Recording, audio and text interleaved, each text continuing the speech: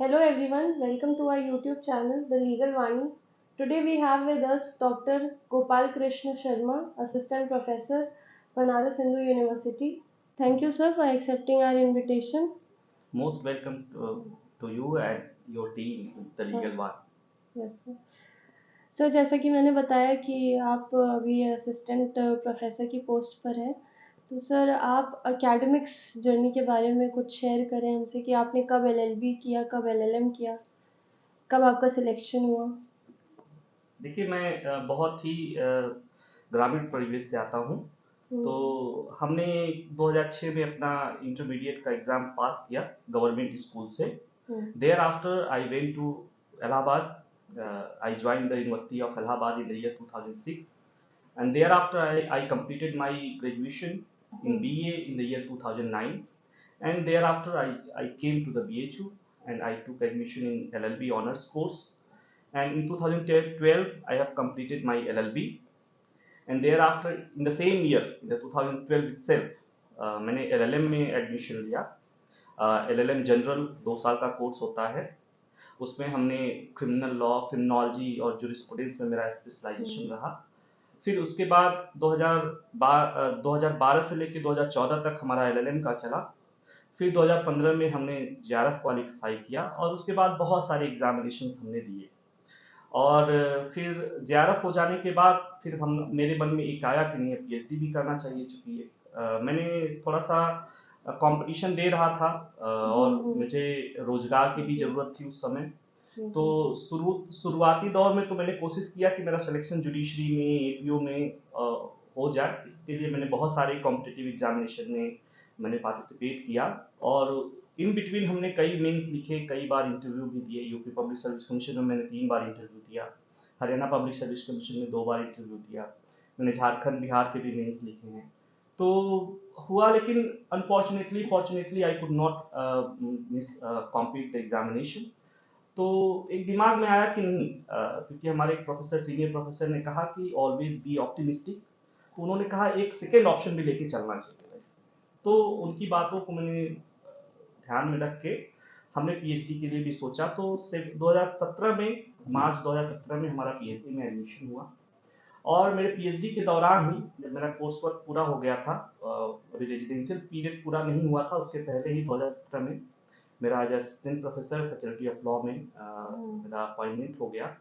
There after मैंने 2 साल के बाद, मतलब ज्वाइनिंग के बाद, फिर मुझे टीचिंग भी करना पड़ा, लेकिन फिर भी मैं लगा रहा। और फिर मैंने उसी बीच में अपने पीएचडी भी सबमिट कर दी। ये मेरा एजुकेशनल जर्नी रहा। जी सर, आज जैसा आपने बताया 2017 एंड में आपका सिलेक्शन हुआ as assistant professor faculty of law. 2019 में हमारा सिलेक्शन हुआ, अक्टूबर में। 17 में हमने पीएचडी में एडमिशन लिया। अच्छा, 2019 में। सर बीएचयू में सिलेक्शन का प्रोसीजर क्या है? एज असिस्टेंट प्रोफेसर अगर कोई सिलेक्ट होना चाहता है बीएचयू में, जो कि सेंट्रल यूनिवर्सिटी है, तो उसमें प्रोसीजर क्या है? देखिए, बीएचयू में असिस्टेंट प्रोफेसर के लिए कोई रिटन एग्जामिनेशन नहीं होता है। यहाँ पे शॉर्ट लिस्टिंग होती है। तो उसके लिए पहले तो एप्लीकेशन इनवाइट किए जाते हैं असिस्टेंट प्रोफेसर के लिए। जब एप्लीकेशन आ जाते हैं तो उसके बाद शॉर्ट लिस्टिंग होती है उसमें एपीआई की। एपीआई के बेसिस पे उसमें आपके एजुकेशनल क्वालिफिकेशंस देखे जाते हैं। फिर उसमें आपने कितने आर्टिकल, रिसर्च आर्टिकल लिखे हैं, कितने आपने बुक लिखे हैं, आपका रिसर्च ओरिएंटेशन कितना है, सारी चीज़ों को असेस किया जाता है। सबके मार्क्स बटे हुए हैं।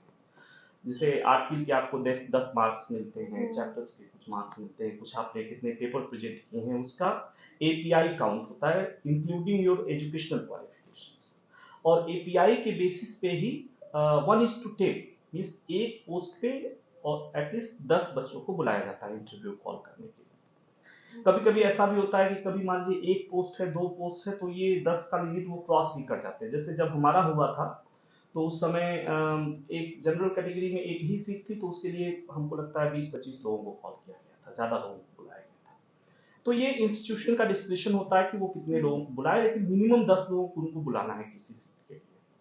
तो फिर वो 10 बच्चों को बुलाया जाता है। फिर इसके बाद स्क्रीनिंग टेस्ट होता है, इंटरव्यू होता है।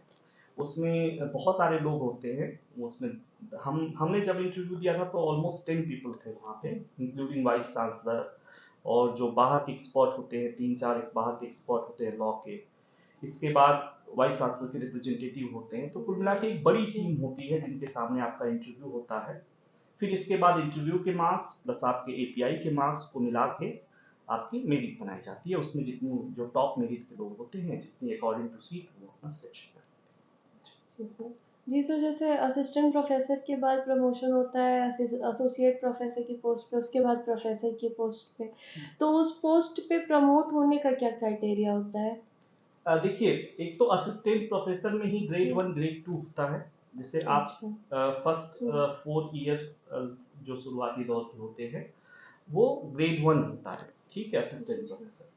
तो इसके लिए चूंकि असिस्टेंट प्रोफेसर में अभी यूजीसी ने कोई स्पेसिफिक ऐसा नहीं किया है कि आपको पीएचडी होना जरूरी है। तो असिस्टेंट प्रोफेसर जब इंट्री लेवल पे कोई जाता है तो उसमें वो मास्टर्स प्लस नेट हो सकता है, ठीक है। लेकिन जब उसको ग्रेड 2 में जाना होता है तो उसको एटलीस्ट उसके कुछ एपीआई की जरूरत पड़ती है उसमें, इंक्लूडिंग हम्म पीएचडी। तो उसने कितना रिसर्च वर्क किया है, कितना हम्म उन्होंने पेपर प्रेजेंट किया है, चैप्टर्स लिखे हैं, प्लस उनका पीएचडी होना मैंडेटरी है, तब वो जाके सेकेंड ग्रेड में जाते हैं। हम्म और एसोसिएट बनने के लिए ये रिक्वायरमेंट है कि आपका मिनिमम 8 ईयर का टीचिंग एक्सपीरियंस होना चाहिए, जी सर। प्लस आपका एकेडमिक एक्सीलेंस। उसमें भी दो तरह से प्रमोशंस होते हैं। एक तो डायरेक्ट प्रमोशन होता है जिसमें कि इंटरव्यू मेथड से होता है। उसमें हम्म इंटरव्यू होता है जैसे एंट्री लेवल पे होता है, वैसे ही वहाँ हम्म पे भी इंटरव्यू होता है। और एक कैश के थ्रू होता है, करियर हम्म एडवांसमेंट स्कीम जिसको कहते हैं। हम्म उसमें जो आपने रिसर्च किए हैं, जो बुक्स लिखे हैं, जो आपने, उसके बेसिस पे एपीआई हम्म काउंट करके कैश के बेसिस पे हम्म भी वो टाइम टू टाइम प्रमोशंस होते हैं जो यूनिवर्सिटी करती है। तो ये दोनों हम्म, मैकेनिज्म है। जी सर। हाँ। सर, जैसा कि आपने बताया कि आपका जुडिशरी की तरफ भी इंक्लिनेशन रहा है अपने करियर में, तो सर किसी भी जुडिशियल एग्ज़ाम, कॉम्पिटिटिव एग्ज़ाम को क्वालिफाई करने के लिए कितने समय की तैयारी की ज़रूरत होती है? और पर डे कितना पढ़ना पड़ता है? और क्या देखिए, आइडियल टाइम है हाँ, ठीक है। थोड़ा इसको प्रिपरेशन मैं का? डिफरेंट वे में लेना चाहता हूँ, जी क्योंकि सर। हम लोग जब एलएलबी के स्टूडेंट थे, जब 2009 या उसके पहले के जो हमारे सीनियर हुआ करते थे, वो लोग आते तो थे लॉ में, हुँ, लेकिन पहले पढ़ने की कोशिश करते थे, समझने की कोशिश करते थे। जी, हमारे जी, लॉ जी। स्कूल को स्कूल इसीलिए कहा जाता है क्योंकि इसमें 9 से 5 क्लासेस चलती हैं। तो जी। बच्चों को इतना ज़्यादा पढ़ाया जाता था कि उनको इतना सोचने का टाइम नहीं होता था। तो हुँ, वो इन डेप्थ नॉलेज लेके जाते थे। सिलेबस भी थोड़ा डिफरेंट था, प्रोसीजरल लॉ वगैरह 2-2 सेमेस्टर में पढ़ाए जाते थे। 2009 के बाद थोड़ा समय चेंज हुआ, प्रोसीजरल लॉ एक सेमेस्टर में कर दिया गया। अब क्या हो रहा है कि जब से एनडीए के एग्जाम्स होने लगे एंट्रेंस टेस्ट के लिए, इधर जी, बीच जी। कुछ हमने चेंजेस ऑब्जर्व किए हैं कि बच्चा अभी जिससे आया नहीं, एक तो फैमिली प्रेशर भी है, हुँ, एक तरह का कॉम्पिटिटिव माहौल हो गया है। जी। आजकल मार्केट में भी जिसके पास नौकरी है उसकी इज्जत है, उसकी लोग हुँ, सुनते हैं, तो एक नीड भी है लोगों को। तो हमने ये महसूस किया है कि एक तो जो सिलेबस है इंट्रेंस का, उससे आपको ये लगेगा कि जो बच्चे वनडे की तैयारी वगैरह कर रहे हैं वो ज्यादा आ रहे हैं, हुँ, और आते ही उनकी पहली क्वेरी ये होती है कि जुडिशरी में कैसे चले जी। जाए। ठीक है, आते ही फर्स्ट ईयर में जी, आता जी। है बच्चा, वो तुरंत हाँ, क्यूरियस हो जाता है कि जुडिशरी कैसे क्वालिफाई हो जाए। हुँ, इट मीन्स कि वो कोई ऐसा कोई शॉर्ट मैकेनिज्म ढूंढता है जिससे हुँ, कितना कितना जल्दी वो उसमें सिलेक्शन पा जाए। लेकिन ट्रूली स्पीकिंग लॉ में कोई शॉर्टकट नहीं। आपने एक बार लॉ प्रोफेशन को चुन लिया एज ए कैरियर, तो you have to read, read and hmm, read. आपको हुँ, पूरा जीवन पढ़ना है, आप इससे बच नहीं सकते। हुँ, चाहे आप प्रैक्टिस करेंगे, चाहे आप टीचिंग प्रोफेसर में जाएंगे, या फिर आप जुडिशरी में जाएंगे, तो भी आपको जजमेंट लिखने पड़ेंगे, पढ़ने पड़ेंगे, रूलिंग्स पढ़ने पड़ेंगे। तो लॉ में कोई शॉर्टकट जैसा कोई चीज नहीं है। तो पहला तो मैं उन बच्चों के बारे में बात करना चाहूंगा जो अभी लॉ में आए हैं, अभी एडमिशन नहीं है या एलएलबी कर रहे हैं।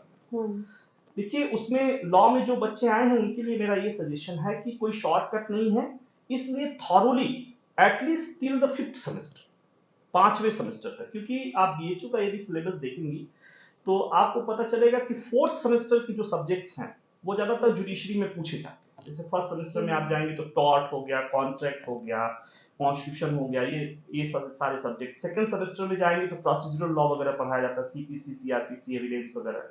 थर्ड सेमेस्टर में जाएंगे तो आपको उसमें टीपीए पढ़ाए जाते हैं, फैमिली लॉज वगैरह पढ़ाए जाते हैं जो कि जुडिशरी में पूछे जाते हैं। फोर्थ सेमेस्टर में लैंड लॉ वगैरह पढ़ाया जाता है, मुस्लिम लॉ वगैरह पढ़ाया जाता है। तो फोर्थ सेमेस्टर हुँ, तक आपको पता चलेगा कि जुडिशरी के सिलेबस पढ़ाए जाते हैं। फिफ्थ सेमेस्टर से फिर वो आईपीआर वगैरह ऑप्शनल पेपर जा रहा है। हालांकि आईपीआर में भी आज की डेट में बहुत सारे स्कोप्स हैं, अभी मैं बात करूंगा उसके बारे में। आईपीआर में जिनका स्पेशल इंटरेस्ट है कि वो टीचिंग कैरियर में जाना चाहते हैं या आईपीआर में कुछ करना चाहते हैं इंटेलेक्चुअल प्रॉपर्टी राइट्स में, तो उनके लिए फिफ्थ और सिक्स सेमेस्टर में बहुत सारे स्कोप्स हैं, बहुत सारे पेपर पढ़ाए जाते हैं। यहाँ पे कॉपीराइट पढ़ाया जाता है, पेटेंट पढ़ाया जाता है, जोग्राफिकल इंडिकेशंस पढ़ाए जाते हैं, बहुत सारे पेपर्स उसमें हैं। तो जुडिशरी के प्रोस्पेक्ट से यदि देखा जाए तो फोर्थ सेमेस्टर तक सिलेबस ऑलमोस्ट कंप्लीट हो जाता है। ठीक है, तो मैं बच्चों से ये कहना चाहूंगा कि फोर्थ सेमेस्टर क्या फिफ्थ सेमेस्टर तक आपको सिर्फ और सिर्फ आपको एकेडमिक फोकस करना चाहिए। आपके पास एक रिच लाइब्रेरी है, आप अपने को काबिल बनाइए, खूब मजबूत बनाइए, क्योंकि आप by the way by luck आप सेलेक्ट भी हो जाएंगे तो आपको इम्प्रेशन फील करना पड़ेगा कोर्ट में, क्योंकि कोर्ट में इतने तरह के मामले आएंगे, इतने तरह के एक्ट्स लेजिस्लेशंस के प्रॉब्लम्स आएंगे। यदि आपने इन डेप्थ नॉलेज पढ़ा नहीं है, कॉन्सेप्ट को समझा नहीं है, आपको कॉन्सेप्चुअल क्लियरिटी नहीं है, तो आपको कदम कदम पे प्रॉब्लम फेस करना पड़ेगा। तो सबसे पहले तो ये है कि आप अपनी लाइब्रेरी का मैक्सिमम यूटिलाइज करिए, सब्जेक्ट्स को खूब थॉरोली पढ़िए, बुक से पढ़िए, वेरेट से पढ़िए, चीजों को समझिए, कोई चीज है तो क्यों है, उसका क्या इफेक्ट है, नहीं होगा तो क्या हो सकता है। तो इन सब चीजों की लॉजिकल एक जो होता है स्मार्ट पढ़ाई करें और 3 साल तक मैक्सिमम पढ़ाई करें। बहुत ज्यादा यदि रुझान है कॉम्पिटिटिव एग्जामिनेशन में, तो इसके लिए मैं ये कहना चाहूंगा कि आप ये कर सकते हैं कि आप ये 4-5 सेमेस्टर के दौरान जो सब्जेक्ट्स जिस सेमेस्टर में पढ़ाए गए हैं उनको उसी सेमेस्टर में इतना ज्यादा आप पढ़ लीजिए, इतना अच्छे से पढ़ लीजिए कि आपको आगे चल के बहुत प्रॉब्लम ना हो। जैसे से फॉर एग्जांपल आप सेकंड सेमेस्टर में पढ़ रहे हैं, सीपीसी सीआरपीसी एविडेंस आपको पढ़ाया जाता है। हालांकि ये आसान काम नहीं है, लेकिन आप अच्छा करना भी तो चाहते हैं, तो आपको थोड़ा अच्छा एफर्ट करना पड़ेगा उसके लिए। तो आप कोशिश ये करिए कि सीपीसी सीआरपीसी एविडेंस के कम से कम 2-3 किताबें पढ़ जाइए सिक्स सेमेस्टर में। बेयर एक्ट को खूब ढंग से पढ़ जाइए, जो की पॉइंट्स है, की वर्ड्स है, आप उनको अंडरलाइन कर लीजिए।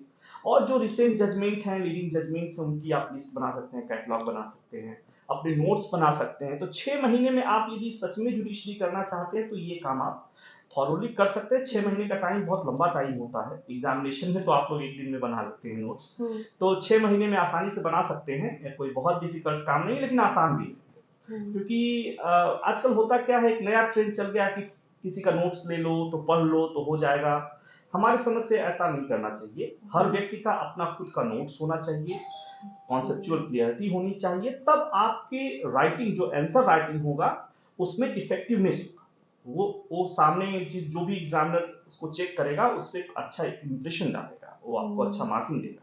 यदि आप दूसरे का नोट्स पढ़ के यदि देते हैं एग्जामिनेशन, तो ये बहुत जनरलाइज हो जाता है, फिर एक जनरल मार्किंग होने लगती है, क्योंकि एक ही लाइन, एक ही चीजें बार बार एग्जामिनर के दिमाग में सामने से गुजरती है। तो अपना नोट्स बनाइए, खुद मेहनत करिए, और ये काम आप कर सकते हैं पिछले 3 सालों में। तो जो बच्चे एलएलबी में हैं, खूब ईमानदारी से एलएलबी में करिए, क्योंकि ऑनेस्टली स्पीकिंग आपने जिस दिन आपने लॉ प्रोफेशन में आपने इंटर हुए, उस दिन से आप ये मानिए कि स्काई इज द लिमिट।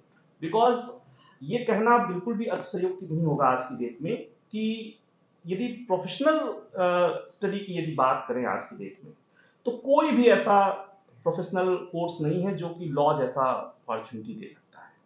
न तो वो आईआईटी दे सकता है इतना जॉब, न ही आईआईएम दे सकते हैं इतने जॉब, इतनी अपॉर्चुनिटी है। क्योंकि आप देखेंगे कि अभी जो बच्चे लॉ कर रहे हैं उनके पास बहुत सारी अपॉर्चुनिटीज हैं, एम्पल अपॉर्चुनिटीज हैं।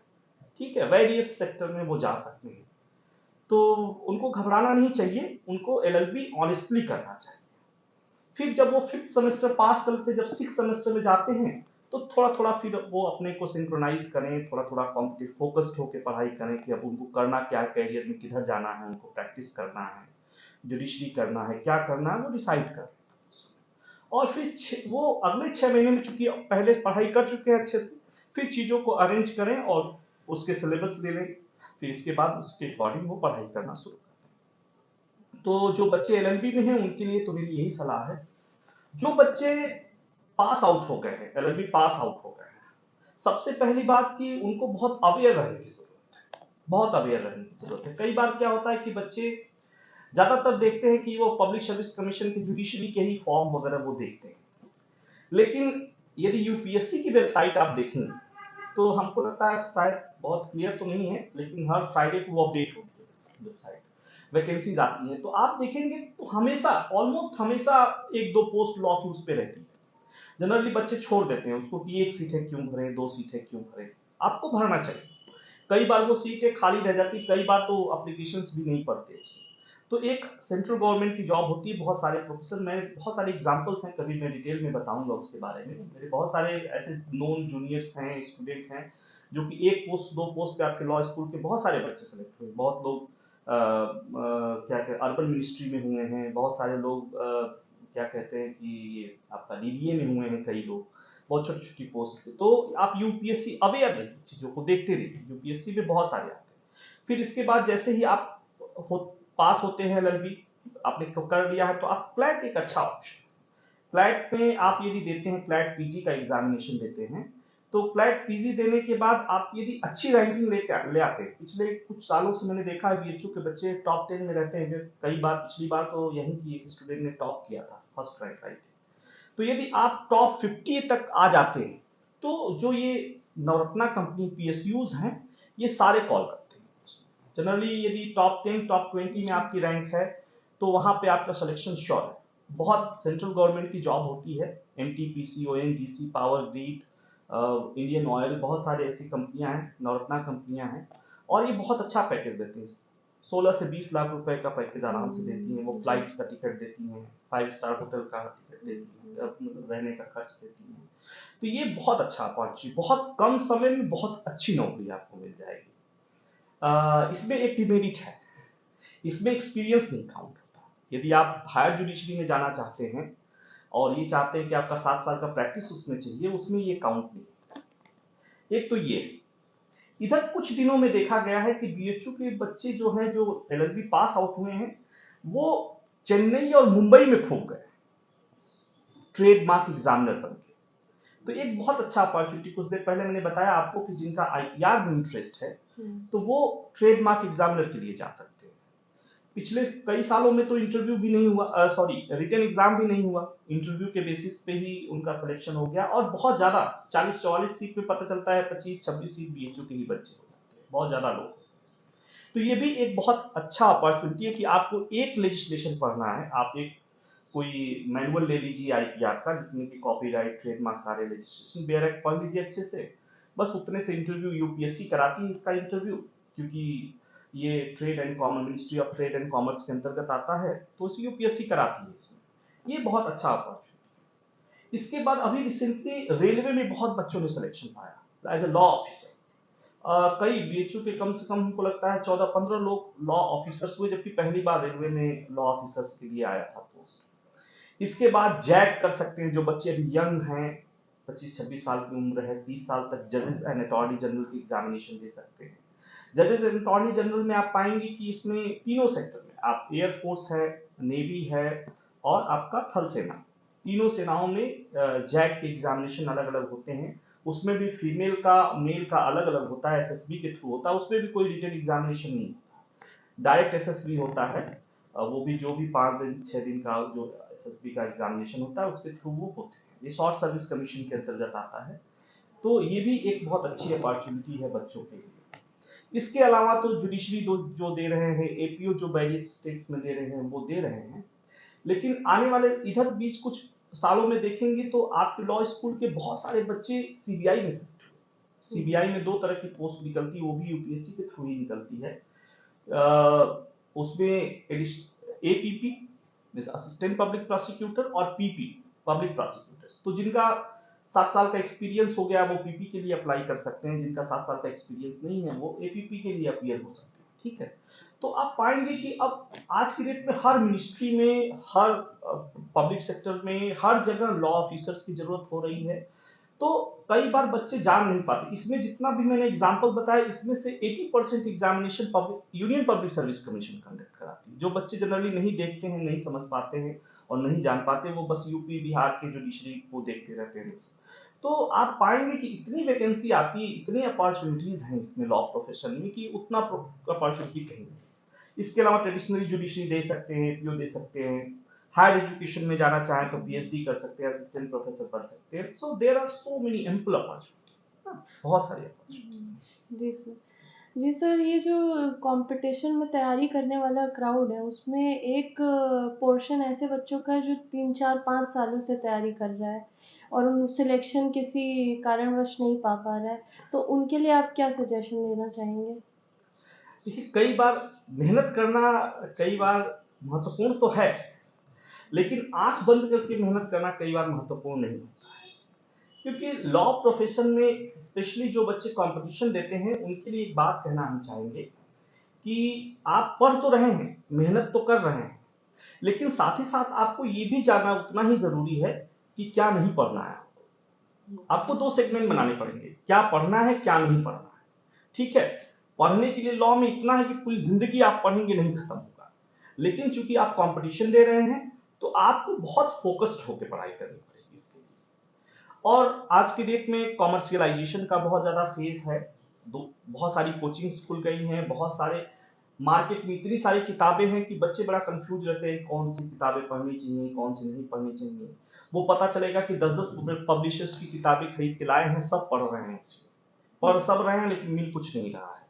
तो इस तरह की चीजें होती हैं जो कि ज्यादातर केसेस में ये सफलता में अड़चन डालती हैं, क्योंकि न तो कॉन्सेप्चुअल क्लियरिटी आ पाती है, न चीजें याद हो पाती हैं। और जब एक ही चीज को अलग अलग किताबों में पढ़ेंगे, अलग अलग तरह से चीजें लिखी रहती हैं, तो उसमें दिक्कत होती है ज्यादा पढ़ने की।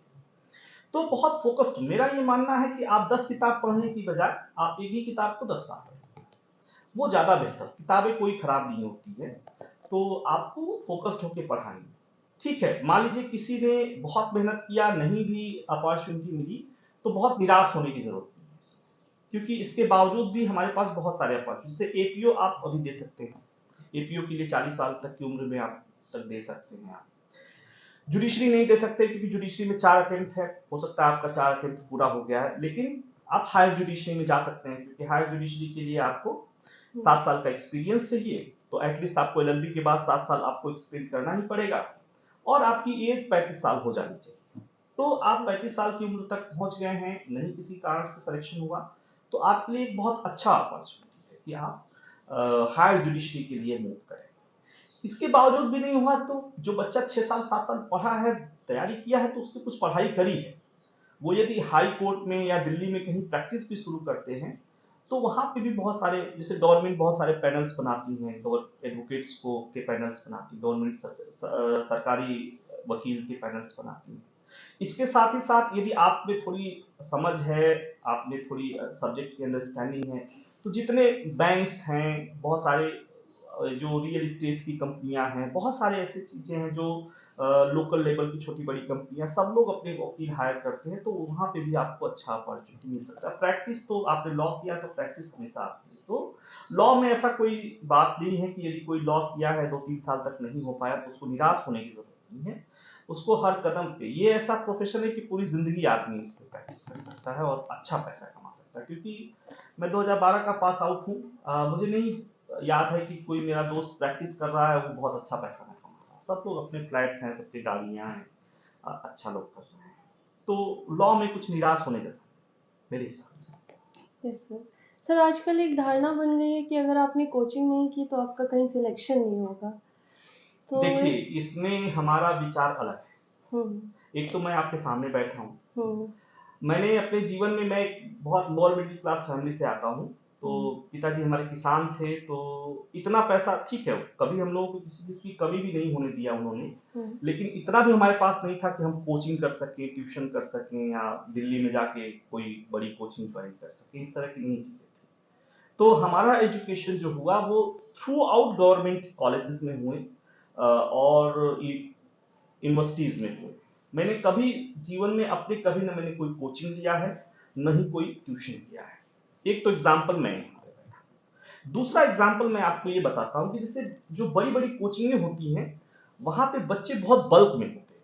मतलब आप पाएंगे कि एक बैच में 2000-3000 बच्चे, क्योंकि एक दिन में 2-2, 3-3 बैचेस चलते हैं उनके यहाँ, बहुत ज्यादा संख्या में बच्चे होते हैं। उस 3000-4000 बच्चों में से यदि 4-5 बच्चे भी सेलेक्ट हो जाते, तो वो इतना ज्यादा उसका एडवर्टीजमेंट करते हैं वो खूब बड़ी बड़ी होर्डिंग्स लगाएंगे, न्यूज़पेपर में एडवर्टीजमेंट देंगे, टेलीविजन पे एडवर्टीजमेंट देंगे, वो बहुत सारे सोशल मीडिया जैसे लाइक यूट्यूब फेसबुक पे भी वो अपडेट करते हैं। तो हमें ऐसा लगता है कि नहीं नहीं इनके यहाँ बहुत बम्पर सिलेक्शन हुए हैं बहुत ज़्यादा, लेकिन हम कभी रेशियो पे नहीं जाते कि उनका रेशियो क्या है।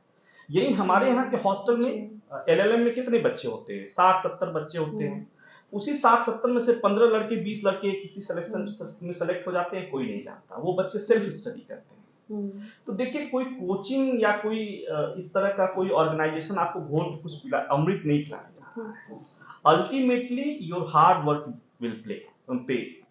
ओके, सो मेरा ये मानना है कि बच्चों को, क्योंकि उन्होंने एलएलबी किया है, 3 साल थॉरोली पढ़ाई किया है, उनको बेयर एक्ट पढ़ने आता है, उनको ये समझ में आता है कि कौन कौन से लीडिंग केसेस हैं, उससे ज्यादा लिखने की जरूरत है। आप यदि यूपी मेंस के यदि आप क्वेश्चन पेपर्स देखेंगी तो आपको लगेगा कि बहुत स्पेसिफिक जगह होता है, टू द पॉइंट आपको लिखना होता है। ऐसा नहीं है कि बहुत ज्यादा आपको 5 नंबर का क्वेश्चन है तो आपको आधा पेज से भी कम स्पेस रहेगा जिसमें आपको आंसर राइटिंग है, 75 वर्ड्स ऑलमोस्ट। तो मुझे नहीं लगता है इसमें हार्ड वर्क की जरूरत है, कंसिस्टेंसी की जरूरत है। यदि कोई बच्चा यदि कंसिस्टेंटली 3 घंटे 4 घंटे वो पढ़ता है डेली बेसिस पे without any gap, so definitely he will, ठीक है। यदि वो उसकी फोकस पढ़ाई है, सिलेक्शन ऑफ मटेरियल उसका अच्छा है, वो डेली 3 घंटे 4 घंटे पढ़ता है, तो इसमें लॉ प्रोफेशन में या जुडिशरी में पढ़ने के लिए आपको 14 घंटे 15 घंटे पढ़ने की जरूरत है, आप 4 घंटा, लेकिन हाँ कंसिस्टेंसी चाहिए, क्योंकि लॉ एक ऐसा सब्जेक्ट है कि जितना जल्दी वो आता है उतना जल्दी वो भूलता है, तो आपको कंसिस्टेंटली पढ़ना है, इसमें गैप नहीं करना है। तो मुझे नहीं लगता इसमें बहुत कोचिंग का रोल है, आपका हार्ड वर्क है, आप डायरेक्ट खूब अच्छे से पढ़िए, आप किताबें पढ़िए। जब किताब आप पढ़ रहे हैं तो एक काम आप कर सकते हैं कि आप बुलेट पॉइंट्स में कीवर्ड्स को नोट कर लीजिए, ताकि एक रेशियो बनाइए कि एक किताब खत्म हो आपकी तो आपके पास 10 से 15 पेज का एक बुलेट पॉइंट्स में एक एकदम क्लीन मटेरियल आपके पास हो, ठीक है। तो यदि आप लिख के पढ़ते हैं तो चीजें आपके साथ लंबे समय तक रहती हैं, और जो की पॉइंट्स होते हैं, जो इंपॉर्टेंट थिंग्स होती हैं, वो उनका कलेक्शन आपके साथ पेजेस में आ जाते हैं, आपको रिवाइज करने के लिए वो बड़े हेल्प करते हैं। तो मैं नहीं कहूंगा कि मेरा ये नहीं मानना है, ठीक है कोचिंग में बच्चे जाते हैं, लेकिन उनका फाउंडेशन तो किसी कॉलेज यूनिवर्सिटी में ही बना होता है। वो कोचिंग वाले आपको थोड़ा सा चीजों को जब दोहराते हैं, आप उसी चीज को बार बार पढ़ते हैं, तो वो चीजें सेलेक्ट हो जाती है। हो सकता है वो चीज आप घर पे भी करते तब भी हो जाए, ऐसा कुछ नहीं है कि उसके लिए बहुत स्पेशल कोचिंग की जरूरत है या कोई मेंटर की जरूरत है। एक बार आपने एलएलबी कर लिया, क्योंकि एलएलबी कोर्स एक ऐसा कोर्स है जो कि ऑलरेडी जो बच्चा आता है या तो वो 5 ईयर लॉ को पढ़ता है, या तो वो 3 साल बीए बीएससी करके आता है, फिर वो 3 साल फिर वो एलएलबी करता है। वो बहुत मेच्योर लड़का होता है, या कोई महिला है, कोई बहुत मेच्योर होते हैं।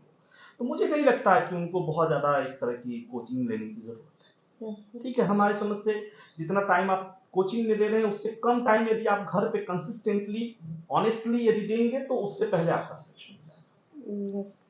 तो आपकी क्या एडवाइस होगी हमारे व्यूअर्स और हमारे स्टूडेंट्स को एट लास्ट? आपके व्यूअर्स से मैं यही कहना चाहूंगा कि होपलेस ना हो, मेहनत करते रहें, खुद पे भरोसा रखें, और कंसिस्टेंटली प्लानिंग के साथ अपनी पढ़ाई करते रहें, सफलता जरूर मिलेगी। और मैं आपकी पूरी टीम को और आपको बहुत बहुत धन्यवाद देना चाहता हूँ। धन्यवाद। धन्यवाद।